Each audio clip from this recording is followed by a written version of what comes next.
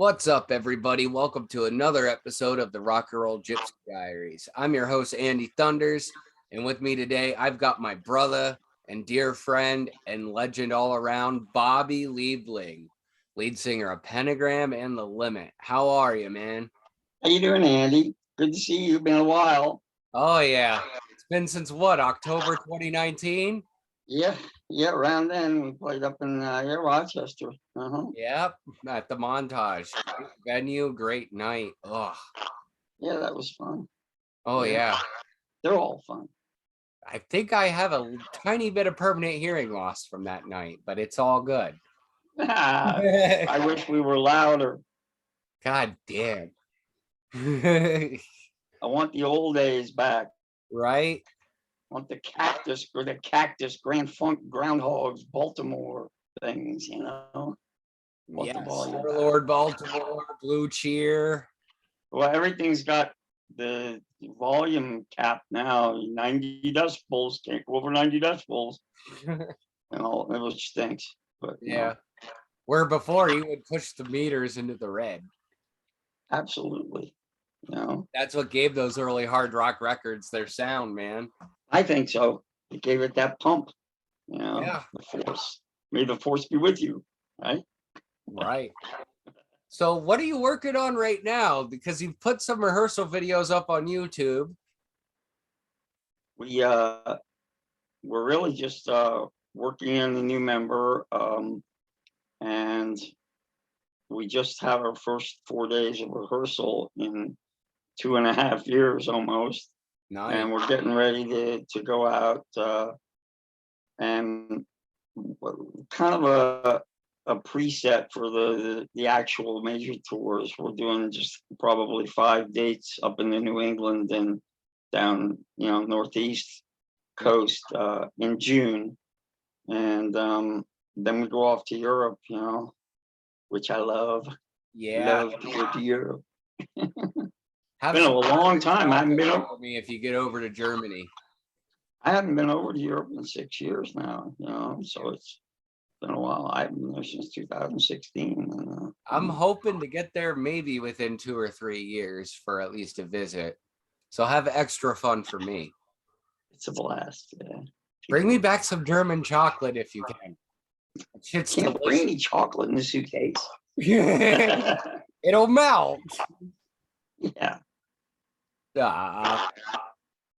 So obviously you're rehearsing for the tour and stuff. That new version of the Diver sounds great. The audio was fantastic. We recorded that actually a couple of years ago, and we just did the mix and stuff on it, and added in, flew in the lead breaks. Yeah, this year. Great. And thank you. It made me happy hearing you playing that song because I know how much the record itself means. Yeah, it's fun. I mean, we're still doing the same set when we play live again. Unfortunately, we haven't had the chance to really work in, other stuff and new stuff we're working on. We've got a lot of ideas, but it hasn't been really mapped out yet. Gotcha. Well, I'm sure once you get, back into a groove again and stuff, because 2.5 years not being together in the same room jamming's a long time. Yeah, it is, man. Reality. Yeah. Well, I mean, we came off the road in November of 2019, and it's been since then, up until last week. Oh, yeah. That's crazy.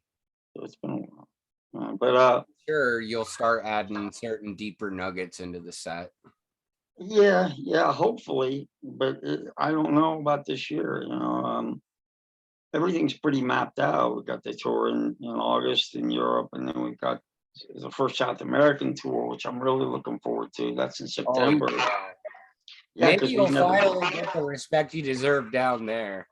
Well, people do go nuts down there from what I hear, and everybody I've talked to. There's a lot of people on Instagram, I message up and back with, and they're really receptive and looking forward to it. Well, even Europe has a better appreciation for that stuff too than over here. It's totally wild to me that they seem to take it more for granted over here. That's the only thing, and Yeah. I can't take anything for granted now at my age. It's like, hey, I don't know how many years I'll be doing this now. So, Yeah. just to get out there again is a big deal. Oh And yeah. plus, I want to let a lot of new people see us who've never, apparently, in the last year and a half, with the COVID stuff and all that, we've picked up a lot of new fans, younger generation stuff, the 18 to 25 crowd, roughly. Yeah. And as well as, keeping, thank goodness, a lot of the older fans. But um, we're, it's exciting that way. It makes it a new thing again. Here we are, we're new again. Yeah. And that's got to be cool for teenagers and stuff and younger kids to discover your music for the first time, because Yeah, because I really wish I could experience that just one more time. Yeah, I mean, we're all subject to loving the generation of stuff we grew up with, in quotes, grew up. I don't grow up. Yeah. I Like grow I old. said the other day, we grow old, we don't grow up. Very true, man. Very true. Or you could put it like you said, I'm getting mold. Yeah, yeah. Hey, Hey. at So least they're here. So yeah, exactly. that's a plus right there. Cheese is pretty much mold, you know. What's that? Cheese is pretty much mold to begin with, and cheese is amazing. So there you go. Hey? So take us back to the early days. Who were your influences? What was it like musically when you were getting into music? It And was very different. It was fresh. It was new, unexplored ground. And now it seems like it's all been said and done. But people are losing their imagination to create. To me, yeah, it just seems to be like a rollover now. Maybe because I've seen generations go by and stuff, but it seems to like, let's just roll over and keep doing something like this or like that, yeah, instead of people having as many innovative thinking ideas as far as, let's do something like us. yeah, That's pretty simply put. I mean, I think that people want to create, but the confines have gotten different. That there isn't the room and space outside the boards, yeah. to put, a lot of it's been said and done. I mean, look, we play all our older stuff live, and it's because though we have the generations now gone down that haven't seen us, and Yeah. want people to, it's like, well, they like Forever My Queen or Shine the Wolf or some of the songs like that, and they want to hear, those songs played live. And it's I was exciting. happy you played Star Lady. That's my favorite one of yours. Yeah, I like Love that playing Star Lady. That was a good song. I was And proud of even though Star that Lady. one's an old one, that one's not quite as popular as maybe Forever My Queen or Sign of the Wolf or Death Right. Row or Yeah, it's not. I mean, we didn't play Star Lady live ever until 2015. Yeah. And I'm glad you did. I mean, Yeah, me that's too. such a good song and such, And that It's was cool. your one and only co-write, right? Well, no, I've written a lot of co-written stuff, but stuff like with Line Jeff. for But Line. it was the only song I wrote with Randy Yeah. Palmer. Yeah, ever. It was a very 50-50 divided. The writing, like a few words, a few words, a few words, a few notes, it really, Yeah. kind of involved. And then, of course, having Vincent McAllister back then playing lead, Oh, it was yeah. major As flavors put on good there. as the Show 'em How record is, the version on First Days here is great just because that guitar work. You couldn't replicate that. I don't think. No, he didn't know what he was going to do. He was Yeah. just, He felt it. playing with fingers. Yeah. He just felt it. Yeah. He had to tap Yeah. into his soul and put it into his playing. Yeah, he did. And it was really weird too, because Vincent used to stand absolutely statuesque still on stage. He never even would move his head virtually. Wow. Nothing. He just stood there and played all that stuff, and it was kind of weird. Yeah, but he obviously had the feel. So at the end of the day, I guess it doesn't matter. But that's wild to think about. Because I'm a guitar player and I couldn't stand there still to save my fucking life. I get too hyped. Well, a lot of shit was because I think we didn't have gigs. And so there was nothing really to project to. The audience is important to me because without the audience, you don't get off. People think, wow, why aren't they getting off on it? And they're standing, judgmentally. And it's like, well, it's an interaction. It's a two-way street, and you feed off that. When the people are all frenzied, it becomes a big Shark Tank, and it's fun. But when they're lackadaisical, or just stand, so many of my generation of musicians is into just like, and it's I don't know. I think they played a wrong note there. Yeah, exactly. I'm guilty of that too. I'm standing there wanting, exact duplication. That doesn't happen. It doesn't lend to creative juices flowing really. No. I like the warts and all, kind of, I guess, the punk rock approach to rock and roll. Then I prefer raw and full of rough and tumble. Yeah, raw and full of feeling over perfect and soulless, I guess. Yeah. I know what you mean.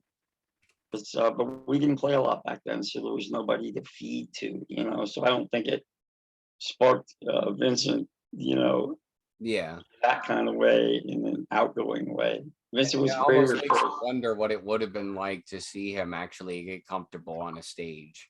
He probably he could have easily been a guitar hero if things had gone right.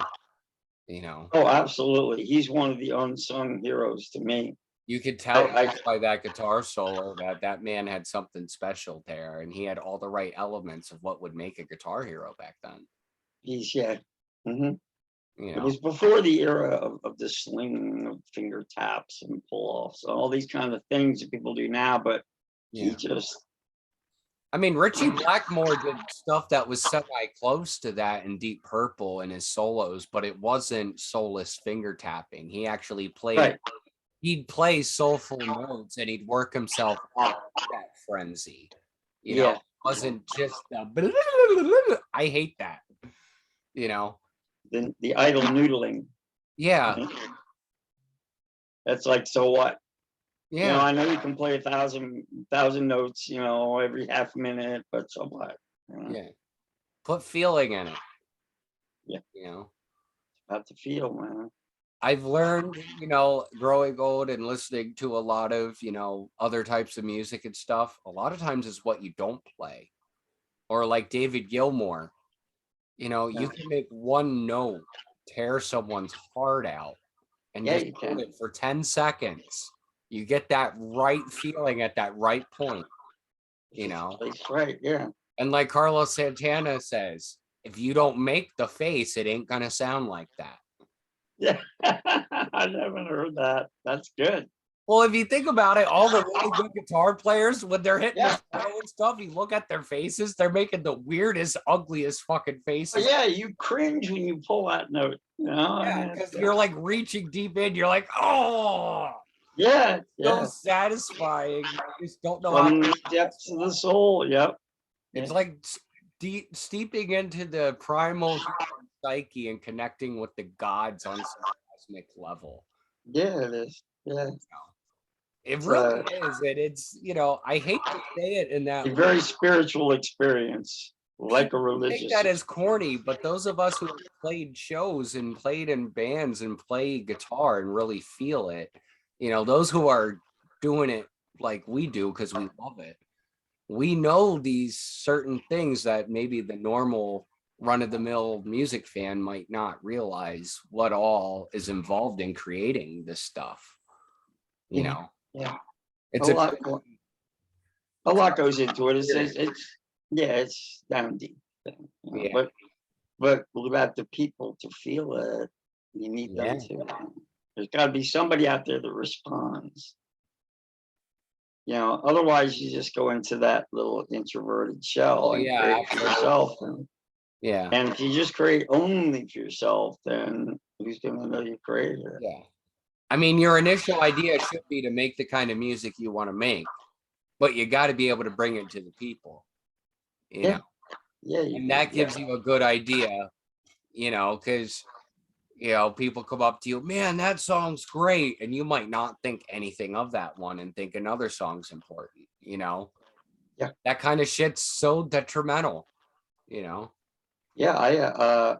I'm definitely fall into that. I mean, it's like I might get bored doing the songs, but Yeah. then it's the crowd that makes it. When you get the feedback and people appreciate what you did, whatever. Oh, yeah. Very self-fulfilling prophecy, I suppose, of a sort. Rock and roll. I've been chasing its salvation since I first discovered it. Yeah. So It's what were your influences then back then? Like what? I liked the Detroit bands and the Boston bands in the very, very early days. One band that I really don't mention a lot that I really loved is Early Iron Butterfly, because Early Iron Butterfly is they encompass that gothic darkness. And they did right from the jump. I'll never forget when I first heard them. I heard them on a Georgetown University radio station, underground, FM station back then. There Yeah. was AM and FM, that had music stuff. You're right, but I also think the Doors slightly had that gothic psychedelic vibe going, but they were a bit more flighty, I guess, than Iron Butterfly. Iron Butterfly were heavier for sure. Yeah, yeah. I think It's that's the difference. Iron Butterfly were a lot heavier, yeah. And when I first heard the writing on the first album on Heavy, it was Oh, that's a really, great record, man. yeah. I like Heavy and Ball the best. I like Ball the best actually, but when I first heard Heavy, I couldn't believe what I was hearing. It was like, this is really, it's got that pound, but Yeah. it's got that dark dreariness to it, And yet and it's melodic too. right, it's not just doomy doom, where Yeah. you plod along. It's got a lot of substance to it. Their songs had a lot of classical influence. Yeah. It's very extremely baroque, Yeah. it's medieval sounding stuff. Oh yeah. And I love that. Yeah, yeah. That's kind of so, and I never really mentioned them a lot. And of course, like I've said on a lot of interviews before, the Groundhogs, Oh yeah. which the Groundhogs, it's like sticking blues. It's like playing blues with your tongue in a wall socket, kind of that tilts you off the path, and all of a sudden you come up with one individual, and that's T.S. McPhee. The Groundhogs, to me, have done the most original hard rock composition wise that I've ever heard in my life. They still do. I mean, they're, it's, I hear chords and stuff. It's like, let's put together every single ugly, wrong sounding note we can and make it right and make it into Yeah. a Oh wow. Okay. And you know, see, that's the thing. The groundhogs I'm aware of, but the run-of-the-mill music fan wouldn't know who the hell you're talking about. right, right. The And they're so Groundhogs, goddamn good. right. And Stray is another one. Uh, I'm a big fanatic of Stray, still together now, rolling along, Yeah. 51st year. Adele Brumham's a genius. They they blended that real raunch rock with more of a heavy metal, like, sound, I guess, if you want to call it that. Yeah. I don't, I always say I hate all genre division.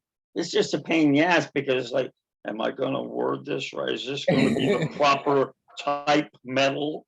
And it's ridiculous. Or is someone gonna insult me to the worst extent because I used the wrong label for what's essentially a subgenre of rock?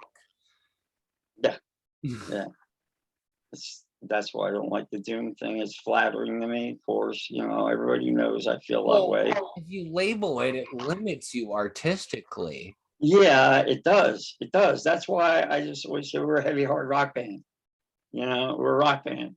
Yeah. Uh, Not even hard rock. We're just a rock band. I mean, the I mean, Beatles. I think I read somewhere you said in an interview years ago somewhere online that you were more of a fan of Blue Oyster Cult than you were Black Sabbath. I like Blue Oyster Cult stuff. It's creepy, Yeah. downtrodden, I mean, but she's beautiful as a foot. What the fuck is that? Like, it's brilliant though. well, I spoke to them about that stuff, and Blue Oyster Cult have said in quite a few different interviews back in the Soft White Underbelly days and their early days, their songs weren't about anything. Yeah. Their concept, the hook, the spooky thing with the cross hook, The that was Covenant it meant Cross. it meant nothing. Yeah. It But it was makes you just think. all done because they liked late 50s sci-fi movies, And and they they like would to sit make you around. think though, too. They put a Yeah, lot of they sit around in a sociological. band house. They used to sit around in their band house and watch movies and make jokes about all this stuff, like Godzilla and things like Yeah. that.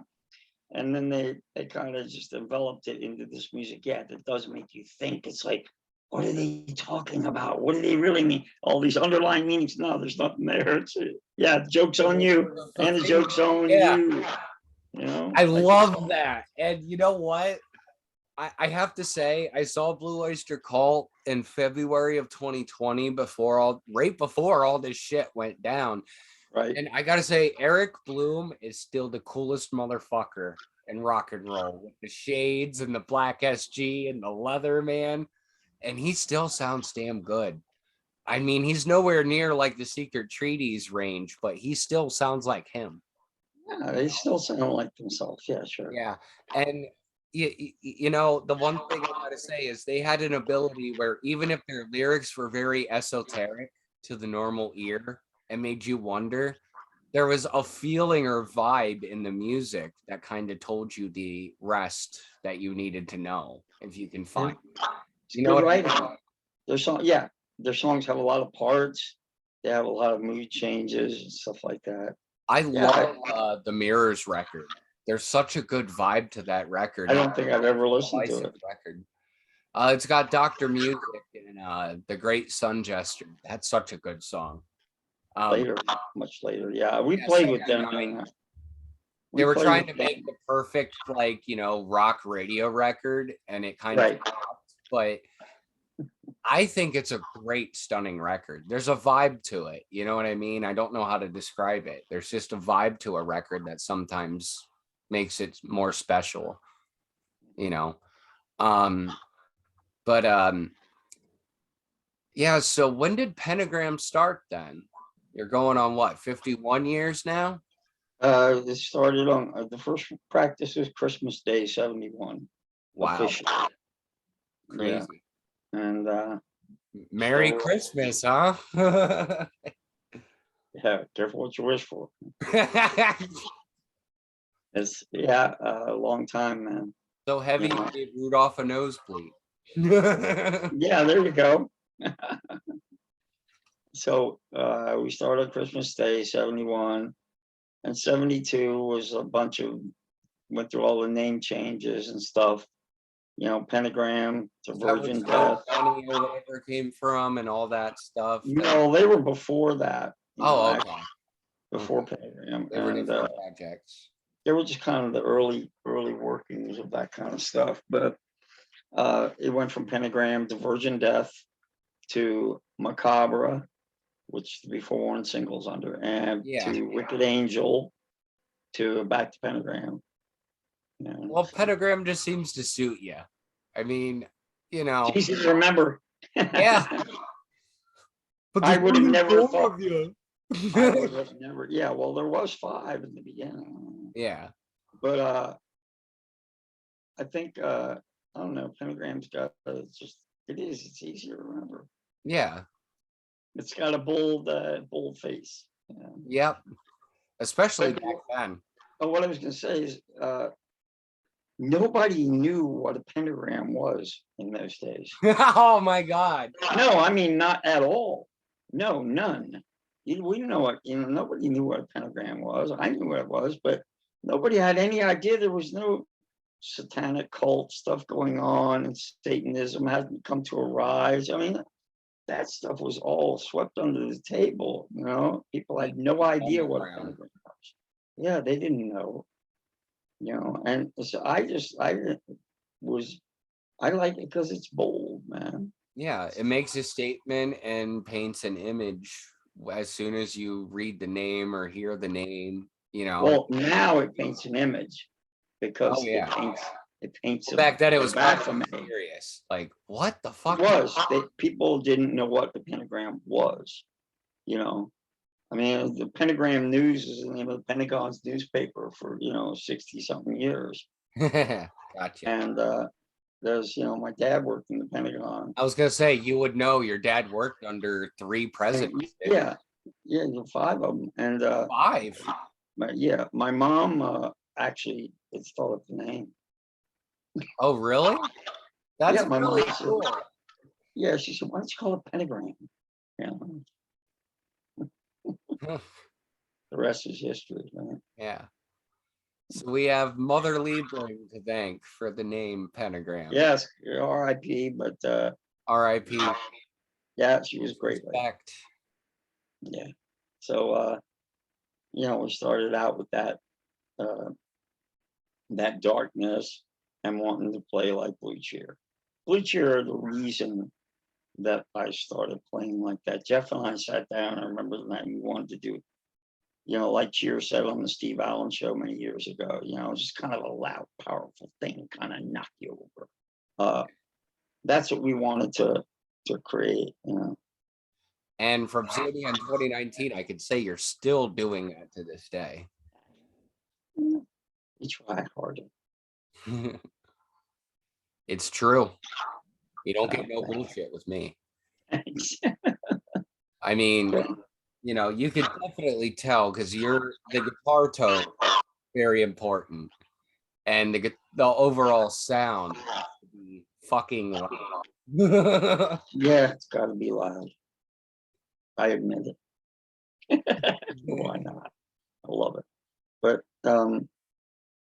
we nowadays, everybody's got big amps and everybody can get a pile of them and everybody wants to play through all the little stuff. Like I plug straight into this and I don't have an amp, it just goes through the PA. Some people plug right up into their laptop or their computer, which they have a program with so many presets. And I'm like, I get that, but that's fine for recording, but you can't do that live. I mean, yeah, but I wouldn't even want to record like that. I don't know. It depends on, if you want a guitar to go straight in the board and you want to have all the distinctions and clarities and diversification, I guess it works. Yeah. I'd be more willing to plug into an analog board than plug into a computer with presets. I don't know why. Yeah. Maybe it's a purist thing. I just got to work out myself. I don't know, but right. I don't know. I just feel like, I have an amp, I have pedals. I can do that. I don't have a need to have to do that, I guess, Right. It wouldn't sound like me, I guess, if I didn't have my own amp and my own equipment, Yeah, well, you want to, tailor your sound more than to just instead of just getting samples. Yeah, because you can get samples of any, like, I know you can get like samples to get Malcolm Young's rhythm guitar tone exactly on any instrument. And I'm like, you can get just about any musician now, of prominence or that's semi well known. They've got their guitar tones are up there, the drum sound of all the different drummers, all that kind of thing. And pretty wild. Who would have imagined? Yeah. I wouldn't have thought that they'd want it back then. Back then it was like who'd want it because you wanted your own sound. Well, no, it was the people that were my age then were from a different, style of music altogether. Loud music didn't hit until the mid 60s when the Beatles came out and stuff. And they even weren't as loud as they could have been because they didn't have the amplifiers that they needed. They didn't have big amps yet, but I mean. Well, yeah. That was the beginning of bands. Just so people are aware, there's an old BBC clip of Pink Floyd in 67 with some really old British grumpy fuck. And he's like, why does it all have to be so terribly loud? I mean, for me, I just can't bear it. And like, it's just hysterical to think of psychedelic era Pink Floyd as being too unbearably loud. Well, my question would be, why are you listening to it, man?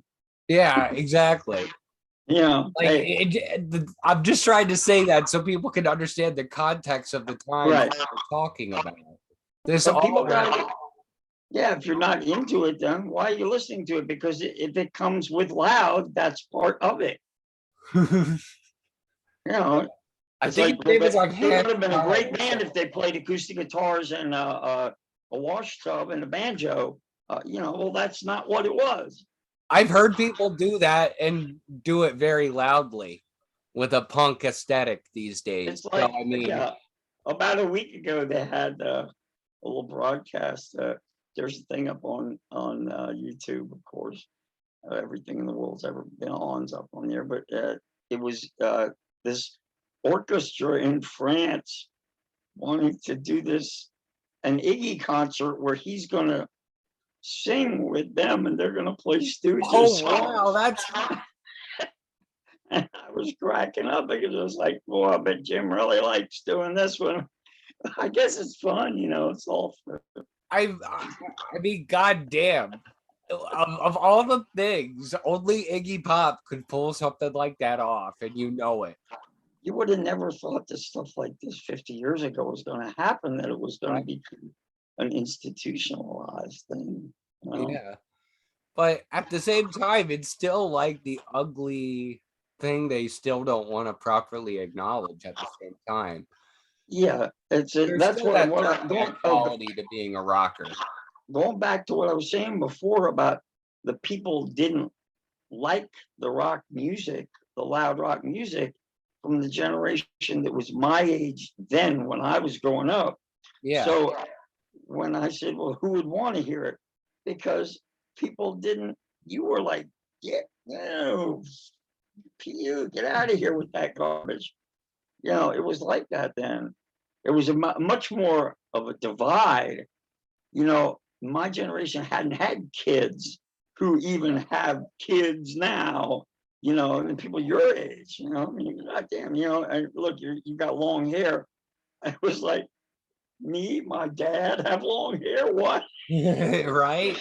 You wouldn't have dreamt of this stuff, man. It's like, time goes through cycles, Yeah. Well, I think as time goes on with everything that's been in history, a lot of things, especially now, become a lot more acceptable than they used to be because, quite frankly, a lot of the old ways are really stupid to the point that, they're not needed. In a modern world, you can't have old ways that interfere with people's rights to a certain degree. Well, that's happened all because of the institution of social media, I feel. Yeah. I don't think things would be the same. I mean, when you say rights, yes, I'm all totally for equality, equal rights, and all of that. But you can't even, you step out of line a little bit nowadays, and everybody's got their foot up your ass and your business. It gets a little bit, ridiculous. Yeah. Oh yeah, I understand. There's a double-edged sword to everything. It's the yin and the yang of life itself. Yeah, that's all. So.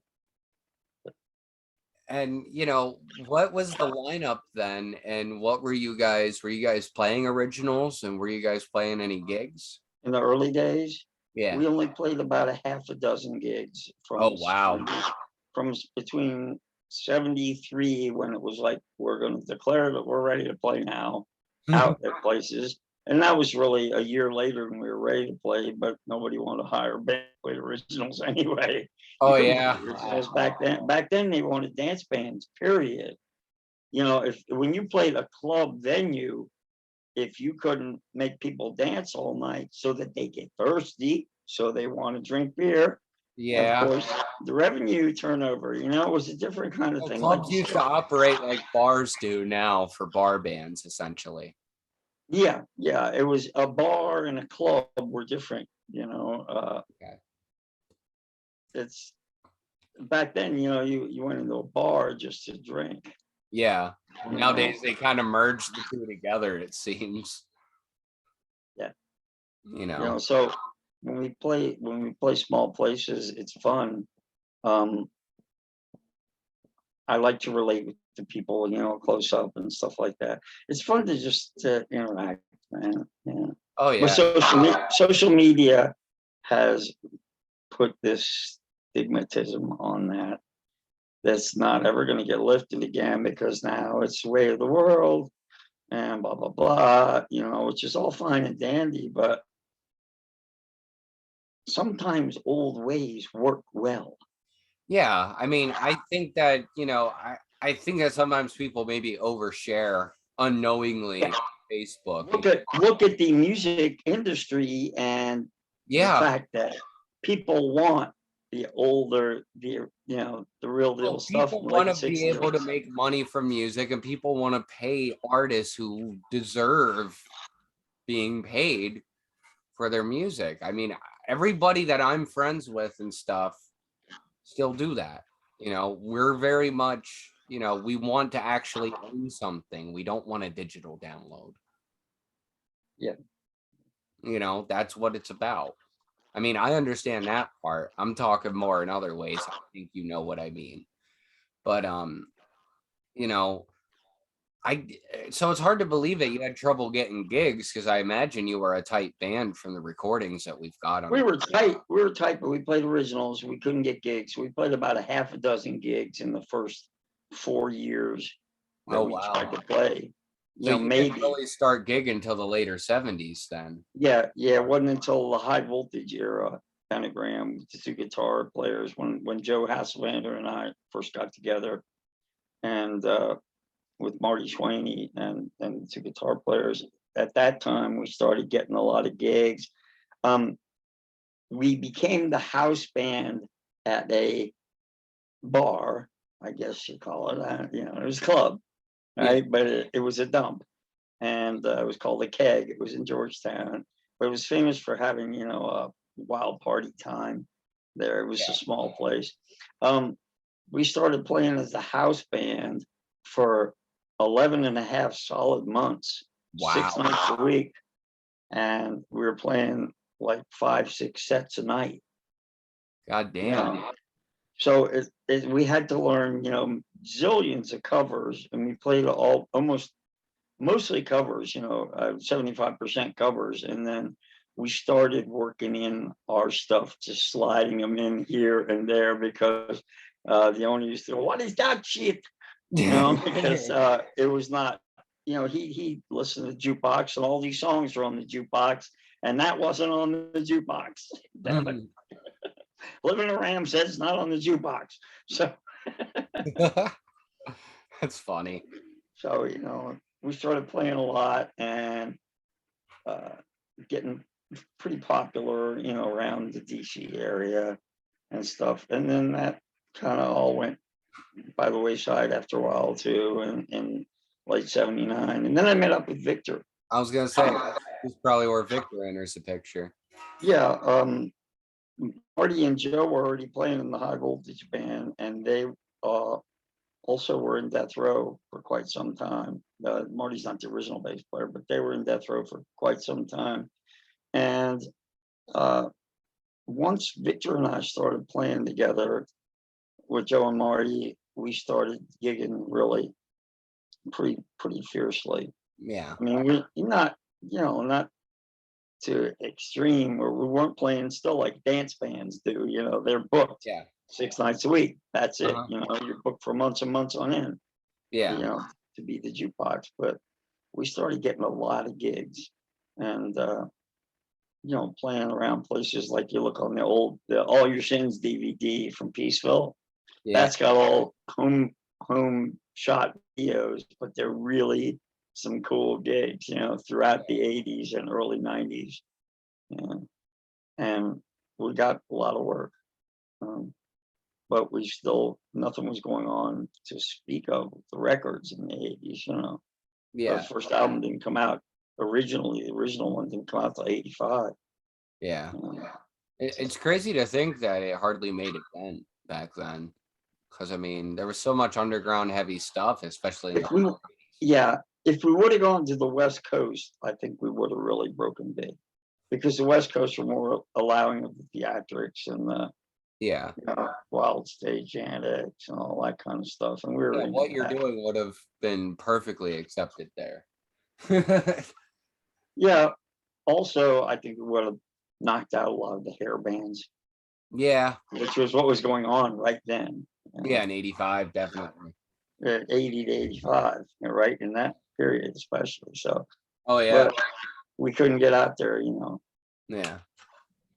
So the first record was Relentless, but it was originally self-titled, right? Right. Yeah. Gotcha. And that came out in 85 then. And then Day of Reckoning would have been 87. Yeah. Day of Reckoning, the original Day of Reckoning came out in 87. That's the good one that Victor and I, to this day, think that we completely botched and ruined when we had it we remixed the whole thing, and we tried to put Joe on drums underneath uh, all the guitar tracks and everything, playing along to the whole album like that, and it just didn't come out right in my mind. The original Day of Reckoning was great with Stuart Rose on drums, and it Is that had some something that hasn't seen the light of day? The original yeah, Day of Reckoning? yeah, no, that's whatever. Everything's on YouTube. Oh, I mean, okay. the whole thing. Yeah. I But the just didn't know original, if that's the record that I have or not, that I got at your show. well, if you Okay. no, not unless you got it with the original cover Gotcha. with the mausoleum on there, which they screwed that up by putting just a gold pentagram on the first one, and like And the silver silver pentagram. pentagram on the other. Yeah. Yeah, I mean, didn't need that. Yeah. I It took think a that they lot. put the mausoleum on the inner sleeve. And They when they, put that. It's on the picture disc that came out in 2016. and it's also on the CD re-release. Oh yeah. Yeah. Oh, I haven't got the re-release of the CD. Yeah. It's I haven't seen that. mausoleum as the cover. Oh, that's good. That's Yeah. good. The one CD I have that I think I had Victor sign, I mailed to him actually, the CD booklet. Yeah. It's the mausoleum with the Yeah, name. that was a good. I love that cover. Yeah. Victor loved that too. We really liked it. I liked the original first album cover as opposed to that other one. The other one's not that. Well, I mean, Although I'm real thankful to Peaceville, because them and Relapse, that kind of put us on the map per se. yeah, and obviously, Sean Pellett's done amazing stuff for you over the years as well, as we all know. It was a big help in those early days getting off the ground. Yeah. Definitely. I mean, so then didn't you guys split up for a little bit in between Day of Reckoning and Be Forewarned? Yeah, we split up finally in 87. Death Row had become Pentagram again. The first two albums had just come out. And then we split up, and Victor went out to the West Coast for a while. Joe went on with Raven, who Okay. was going strong with Worldwide at that time too. Yeah. And Marty just started playing locally and went into business for himself and so forth. And let's see, around 89, I had another Pentagram together with the original bass player Greg Main, who's not here anymore, Yeah, Randy rest in peace. Palmer, who's not here anymore, Yeah. and Teddy Feldman and John Cook. And that was for about a year and a half. That didn't do anything. And we just never got, around to recording stuff. And then I got a letter from Peaceville out of nowhere, this little company in England at the time. And people didn't know who they were really. They had about 10 or a dozen groups, and they were just starting out. And the president of Peaceville, this guy named Paul Hamshaw, Hammy was his nickname, he wrote a letter and said, "We're really interested in your first couple albums and some more." And so he wrote me a letter, and then he called me on the phone, and he flew in from London just to meet me. Wow. Um, I went up to New York, and we met in New York for 3 days, and subsequently signed with Peaceville. And they were going to do 3 albums originally, but it turned out they re-released the first 2, Okay. and then in '93 we did Be Forewarned. So Okay. that brings it up to that, from '86 to '93, what happened. And I called the guys when Peaceville wrote to me, and I said, "Do you have interest in getting back together? This Yeah. company wants us. They're willing to promote it a lot. It could be potentially good for it." And so everybody moved back and said they were all on board, Yeah. and we became again. Nice. And I gotta say, I know that you're kind of, somewhat on the fence about some of the material on those records, but you can't deny that they haven't influenced a damn lot of people. Yeah, yeah, they have, and I'm glad. You I know, mean, I it's have to say I don't quite like the album version of Before Warned the song so much. mhm, Like, the right. original version that you still play. There were actually there's been about 6 different versions of it, really, Yeah. through the years. We First played Days it. Here, First Days Here too, the single, the album. Yeah, even the early, even the relapse stuff on The First Days first Here has single, got yeah. different versions. Yeah, and Before Warned now we do just the standard original version of it. Which is to me the total final end all be all. Like that's the perfect version. I mean, I get what you were trying to do on the album, given the Mhm. times and stuff. It's just kind of too slow in a way, especially when you hear the original version first. I understand what you're saying. You know, Yeah, yeah. The first one's got the gallop. It's yeah, impacting. I'm proud absolutely. of that one. Proud of that I think it song to fits with this the day. lyrics better. You know, Yeah, yeah. I'm real proud of it. It was a landmark. It was the beginning, first single, demo. I I bet 70. looking back now, all these years later, you're just like, God damn, I didn't think this would still be in vogue or anything in any way. No, not at all. I thought, well, I'm a Victor, and I thought real quick when the death row era started and we came back to Pentagram, we're going to be millionaires right away. But take the burst your bubble, Bob. Not rock and roll industry, and never will be. And plus you got the pump, the big machine behind you. We like doing the original version because it's got the old feeling. Yeah.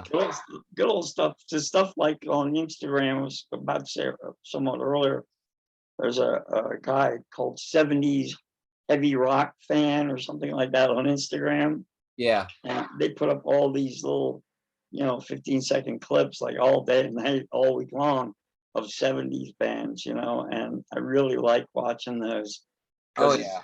it's memories. Oh, I'm sure. Have you Nothing better than memory lane. old clips on like Don Coast's rock concert and stuff that's on YouTube? I love being able to have like a little transport back into time. It was fun, man. It was a lot of fun. There's It like a was certain magic to it that I don't think the modern world can really capture. Well, it doesn't. The modern world can't accept that kind of thing anymore. You got the stigmas put on this and that. Back then it was sex, drugs, and rock and roll. And that was all there was, Yeah. you know. And you can't exploit 2 of those things Yeah. predominantly much anymore. And But yet you could exploit a dead rock star to the point where 30 years after their death, you're yeah, still re-releasing their biggest album in an 8 LP deluxe box set. It's like, God, we don't need that. yeah, I know. You know? It's like give it a rest. But then I think on the other hand, wow, I sure hope that after I'm gone, that they'll release a Yeah, really it good did box set of me. thing. But then guess what? I won't know the difference either way because I won't be here. So it won't Exactly. matter. Another piece of meat in the trash can. Oh well. You'll be growing mushrooms and mold in the ground. Those, yeah, yeah. You know, But it's nice to think like that. yeah. Well, I mean, you've definitely left a legacy. I mean, there's no doubt. I mean, you're still influencing people to this day. I mean, how you pretty much have been credited as creating what's known as doom metal. Yeah, I guess, and like I said, that is a real kindly meant tribute all the way. Yeah, I know. And I relish it and I embrace it, and it humbles Yeah. me because like, wow, man, people think I started some kind of music. I didn't start music. The birds and the bees did it. Right. Hey, you know, but it's a good feeling. And to still be here to be able to see all this stuff, I hope I'm around for a while. It's pretty fascinating, man. Life is really I can strange. imagine as the techno age grew and your popularity grew, you were like, how is this happening? What? Yeah, yeah. And then, I see things all the time on Instagram, people posting pictures of our albums and stuff in different countries. And, it warms your heart, man. It humbles you and it flatters you. And it's a warm, fuzzy feeling. Oh, I'm sure you're impacting someone's life on a daily basis when they play that record, It's or pretty whatever. cool. It's pretty cool. Yeah. So was Be Forewarned accepted any better than the first two? And were the re-releases doing any better than the original run, really? The re-release is much better Okay. on Before Warned. Before Warned didn't do as well as the first two Okay.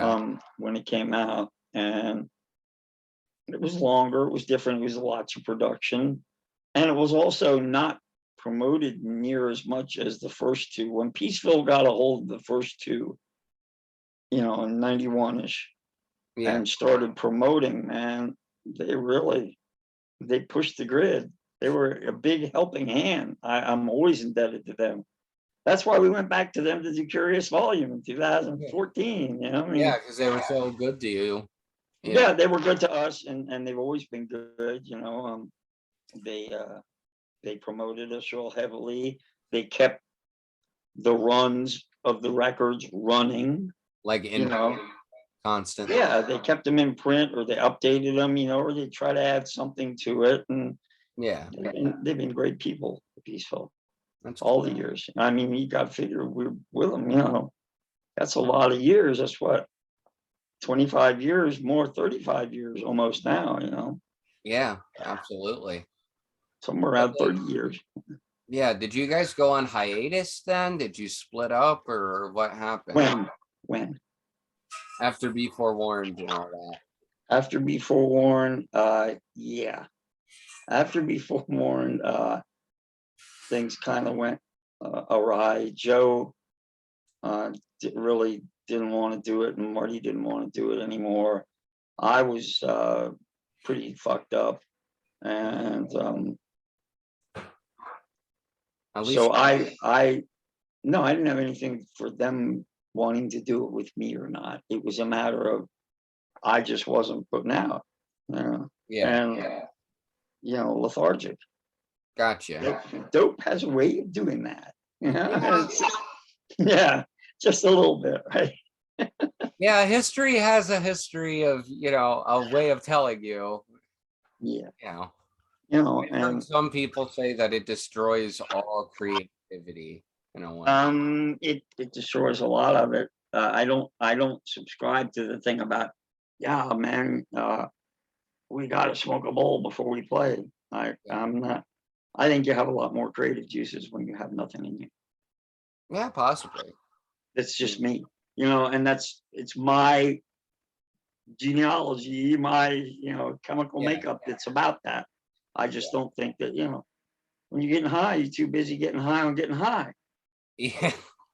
so you're not getting high on the music as much. Yeah. You know, that's the way it was for me at that time. And then Yeah. finally, though, a little Italian label, Black Widow, got a hold of us in like '98, after there had been just a lot of pretty much a lot of nothing going on. And they said, "Do you want to do a new album?" And Joe and I were still dear, tight friends, which we still are, always will be. Love the guy to death. Very But talented motherfucker. no bullshit. Yeah, Joe's got the talent, got the chops for everything. The Definitely good next at all of it. records prove that in spades. Good at all of it. Love the Hounds of Hasselander. Yes. Promote it on the Instagram turkeys. Promote it on. They put Relentless up there today, a picture of the album cover, and these guys wrote promote it on, and I said it doesn't. Couldn't help it. I usually don't reply. I said it doesn't need any promotion, you bunch of turkeys. You know? I mean, promote it like it's some new record coming out. I don't know. But anyway, Joe and I got this thing from Black Widow in Italy, and they wanted a new album, and we didn't have any band at all. It was just me and Joe at the time. Victor was already into doing Place of Skulls. Well, around that same time, yeah. And we weren't in contact with him, and he wasn't living up around here at all anymore. And Marty was into his business affairs of his, his own business, doing other stuff. And Marty kept playing all the years though. But they asked Joe and I, if we'd be interested. And Joe said, "Yeah, I'll play everything." And I was like, "Huh?" And he did. And he sure as hell did, yeah. And that's became Review Your Choices in '99. And that's one of my favorite records of yours. The first song I heard by your band Pentagram was Gorgon Slave. Oh yeah. There you go. That's Doom. That's you want to say it's Doom, That's probably your doomiest song for sure. It's one of them. Very creepy and very dark and very fucking heavy, and it's got some incendiary guitar work. I love Megalania too. Love Megalania. Love Megalania and I Am Vengeance. Yes. Great song. There's some great songs on there too. Joe and I had a lot of fun doing that, and I was in the hospital for most of it, on and off. Wounds all over my arms, and sores. And I was real messed up when we did Review Your Choices. Yeah, and through that and Sub Basement and Joe and I, it was like that 10 years. Yeah. 98, 97 till 2007. Pretty much a big mess for me. Well, I'm glad you got out of it, man. Yeah. I saw the movie 2 weeks after I met you, and I was just like, that's not the same guy I met. Yeah, that's am I gonna see a bunch of bandages drag in like Tommy to the gig? Hey, no, I didn't see it before I went there. I knew you had somewhat of a history of that, and yeah, of course. No, of course. Based on when we first talked and coming to the gig and meeting you and stuff, I was blown away, and look what happened since. Yeah. Hey, been down a lot of roads, man. It's I wouldn't change anything. Yeah, I still wouldn't. It all kind of goes into the spices that make a stew, and you wouldn't have your meal, exactly, or be a meal or whatever. Oh yeah, that's the thing about this that I love, is that it's literally give and take equally for both of us, and obviously, was Review Your Choices received well at first? Review Your Choices was received well. Actually, it just didn't have American distribution. Ah, gotcha. Okay. But it was advertised all over Europe and got a lot of rave up reviews, and fucking heavy, caustic record. Yeah, it was a good record. I liked it a lot. And then very raw. Yeah, it sparked up Sub Basement, which is and Sub Basement is your favorite, isn't it? No question about it. Yep. I love that album. It's just, and I do too. And it's kind of one of your most divisive records, I think, if it's possible to have one. But it stray too far from what you normally do, so it doesn't, to me, seem much different. Like people say it's different. I can see where people see that as the really doom stuff. And I know why. Man, that stuff is bummed fucking out. It is Yeah, Desolation Row all the way. It's, hopelessness, that album. It's just to some degree, yes, but there's, futilely pleading all the way through. I love I gotta give you, because I know you wrote the lyrics on these records, like through and through. Love me like a buzzsaw. What a fucking line, man. That's from 72 though. Yeah. But still, she loves me like a buzzsaw. That's a Yeah, hell of a line, man. Like the image that's that paint. charge. Yeah, well, the image. Don't you want it, guys and girls? Don't you want to be loved like a buzzsaw? Come on, it doesn't have to hurt. It's just Yeah. impact. Hey, yeah. Well, that following Blood Loss just kicks that record off in such a bombastic fucking way. You know, It's a real demented album. it really is. I It's love the song Sub sick. Basement It's because I sick. know what you're singing about, but I could relate to it because, compared to the outside world, we all could live in our own metaphysical sub basement, and that kind of Yeah, way. and people don't know that. Even in the movie, they portrayed it improperly. They said he's been living in his parents' basement for decades, Yeah, which is a lot of bullshit anyway. That part, I mean, yeah, uh, yeah, my folks were always lovingly open and let me come back when I'd fall on my ass. I was yeah, very fortunate that way. And they were together 65 years, happily married, no abuse, no, nothing, yeah. weird. And so I was able to come back. But during those years, I mean, I lived probably half a dozen different cities. Yeah, I know what you mean. Well, I mean, And we're younger, we all go in and out and in and out. yeah, If you're married, you go, you split up, you get back, you split up, you get back, yeah. or whatever, fight. There's conflict in the world. Oh yeah.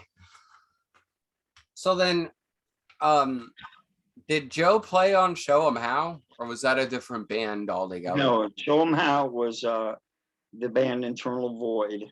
Okay. The guitar player, bass player, drummer of Internal Void. Around 2005, I was doing nothing, and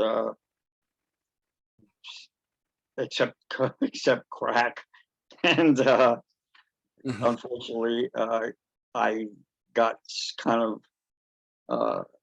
They asked me, if I wanted to do the band again. Yeah. And I was looking around for people to play with anyway, just groping here and there idly. And they said, "Oh, we'll do it." And so Kelly and Adam and Mike played on there, and They they did a did a great real good job. job. Yeah, Show 'em How. A lot of people don't like it as much, and a lot of people haven't heard it I nearly. love it. It's one of my top favorites. I like it an awful lot too because it's got songs that are real personal to me. It's got Goddess and The Diver and If the Winds Would Change and Yeah. Show 'em Now, and a lot of my old songs that weren't done except in Live in the Warehouse First Days Here 2 version. You know, Wheel I of want, Fortune. yeah, I wanted to do those songs in the studio. One song I really love on that might be different for a lot of people, but I love it. It's honestly one of my favorite songs. And if I ever get to, play anything with you, it would be fucking City Romance. Well, City Romance is my favorite song on the album, and that was one that I just wrote the lyrics and Kelly wrote the music, and it's my favorite song on the album. It's That really song is so expresses fucking killer. Fucking groove. what my heart is. Expresses my heart all the way. I'm in love with the Fucking country. groove. Like the I'm in love way with the that fucking country. I'm sorry.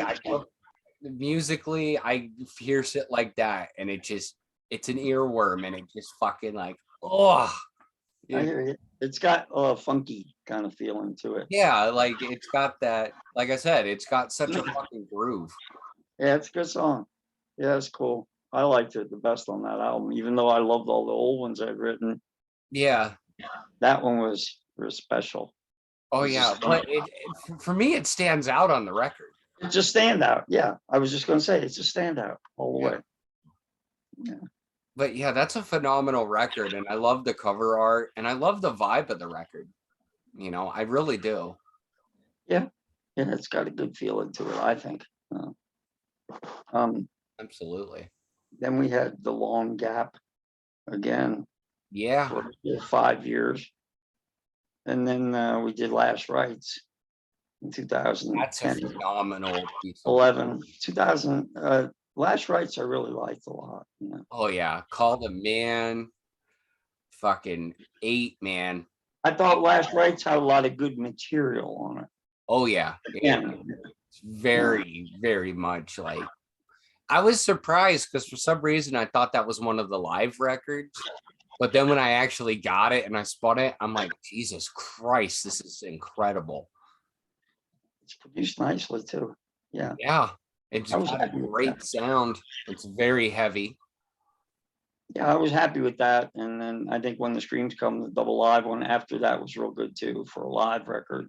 Oh, Not many people know about the one in between there in 2011. We had the double live rights live in Helsinki.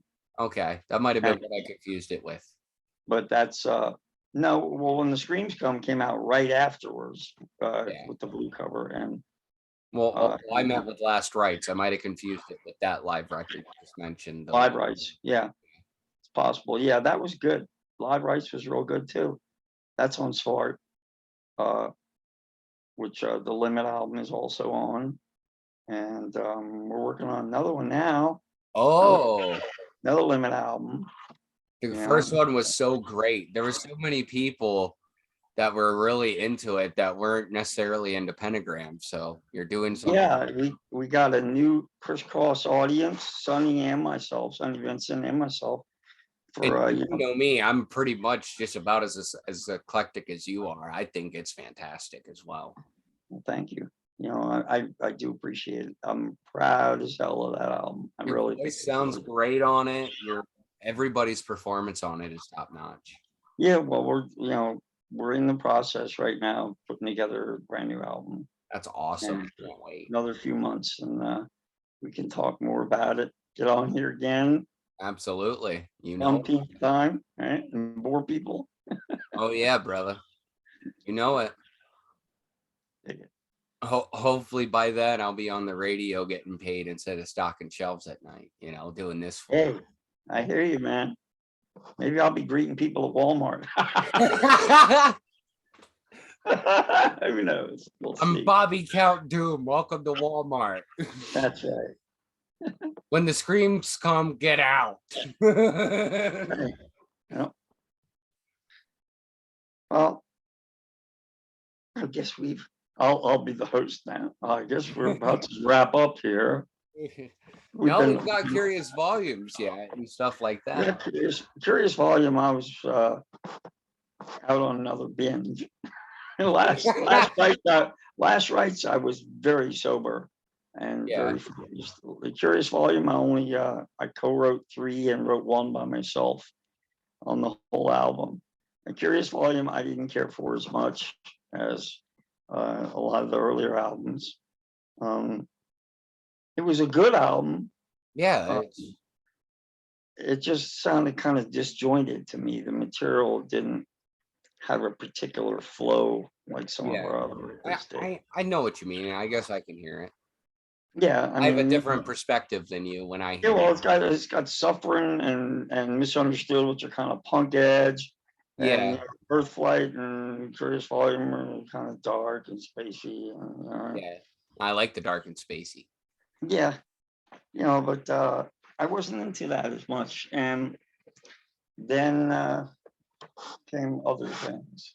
Hang on there. It's okay.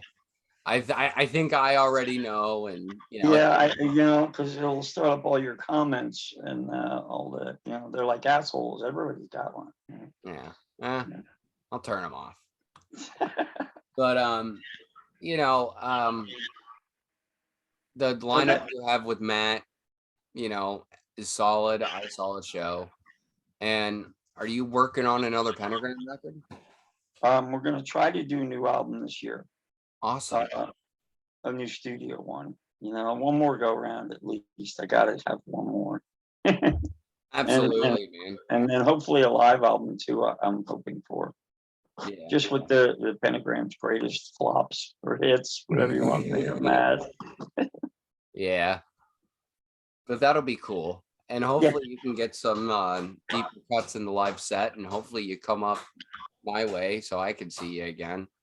it'd be nice. We're going up, like I said, we're going up the East Coast, just doing 5 gigs in And June. going to Europe. In June, and then we go to Europe in August, and then South America September, and Scandinavia October. Nice. So you've got a And, busy schedule coming up. I bet you're happy. You've been sitting around. And oh God, no, Jesus, yeah, just a little bit. you're It's probably going to be so ready to go.